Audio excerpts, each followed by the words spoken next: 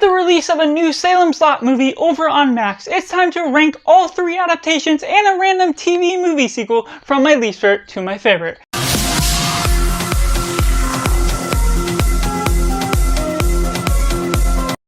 Welcome Cinema, where we focus on a film. I'm Josh, this is Simply Cinema. Let me know down in the comments what you thought of Salem Lot and all of the different movies that is involved with the TV miniseries or the newest movie, how you'd rank them. Make sure to like this video if you enjoy it. Subscribe if you find it beneficial or informative to your viewing pleasure. And going in last place, we have a return to Salem Lot. Now, personally, I'm all for seeing ambition and changing the tides of what you're going in when going into a sequel that doesn't necessarily need to exist. But this feels like it's just all over the place and has all the wrong ideas, making the vampires look human, and the acting is just not too good. That doesn't benefit the writing that really fumbles the ball and tries to make advantage of what the vampires are and making them equivalent to the nature of humans. But there's so many flaws with that. There's so many writing quips that just doesn't turn out. Even if it tried to convince me, the writing just doesn't make sense because it's cluttered with plot holes. Why they make certain characters live and certain characters not. That shows there's clear plot protection on the characters we're trying to follow within the premise of the story. There's random things that go about here and there that aren't just too compelling for my nature of what I'm expecting, what I'm wanting out of these characters, how they're randomly connected to characters from their past. This one man that falls in love with this girl that he was dating decades ago and still manages to pick up where he left off, and certain things that go about along the way trying to defend the state of vampires while not necessarily being able to hold its own ground and manage the sustainability of the nature of showing vampires that could be good if they were trying to go that route, just makes it such a big fumble as a TV movie sequel that I just personally did not connect with. And at number 3, we have Salem Lot 2024.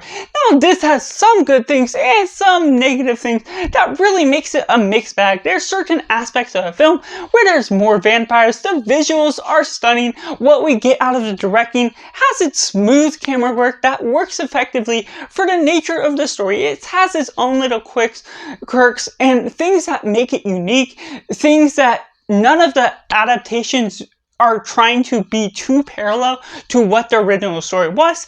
But where this story falls short, it's taking 2 miniseries that came before it and cutting an hour and 15 minutes out of it, which really loses all the development of the story.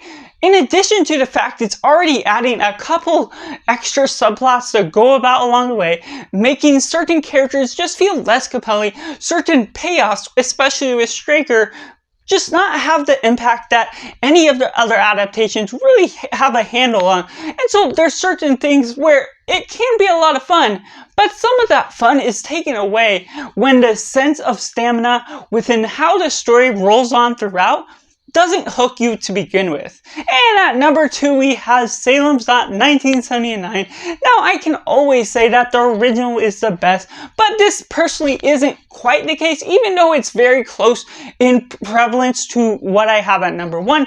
And generally, we're going about a distinct style, a distinct vibe that it's an original. It has the proper style for being set in that time frame and being filmed in that time frame.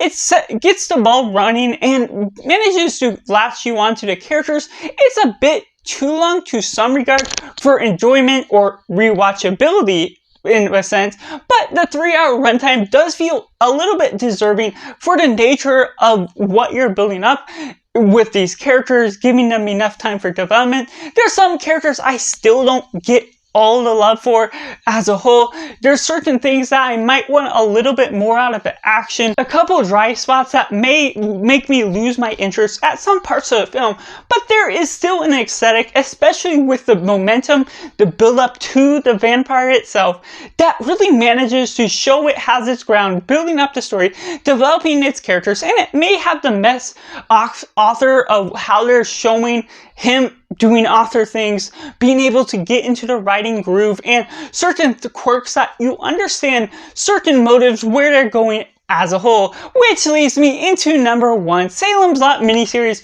2005. Now this one, it does have its drawbacks. There's certain things with the acting that isn't always perfect, but that's something I say about a lot of what this thing is going about. There's certain things with how it visualizes its flashbacks. That's not the perfect choice of what they're doing, just doing this red framing.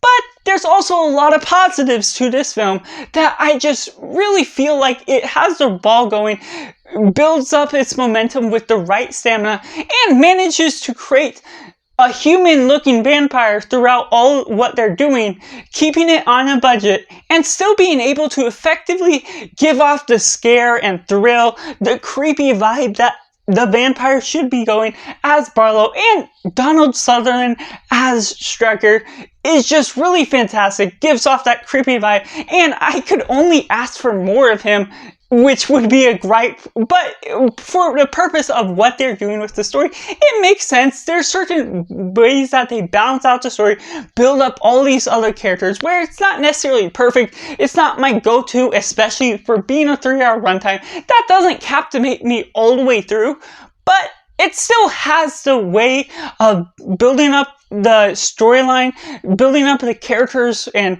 narrative with interest. Certain characters that I like the casting more in this one than the other ones. Now, Matt the teacher, I liked him more in what they did for the casting in the 2024 version, and there are certain things about the 1979 version that I also like more than this, but there's not a perfect combination of how you split up the casting. And so, but with all these, I like the casting a lot more, at least prevalent through and through, just what you're getting through all the characters, all the vibes, all the creepy aesthetics, and building up the frights, building up the momentum that really takes a turn, builds up the thrill of the ride that is going about along the way, creates all of these spotlight moments that isn't always the best cinematography, but it has maybe the best camera movement, the smoothness to the narrative, the editing as a whole. That really is a clean-cut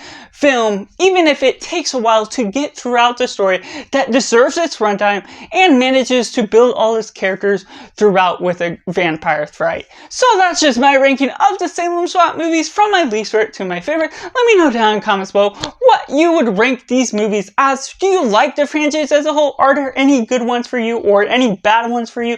Make sure to like this video if you enjoyed. Subscribe if you haven't already to join in the film culture community where we talk about the love of cinema as a whole. So that's just all, and make sure to do yourself a favor and go watch a movie.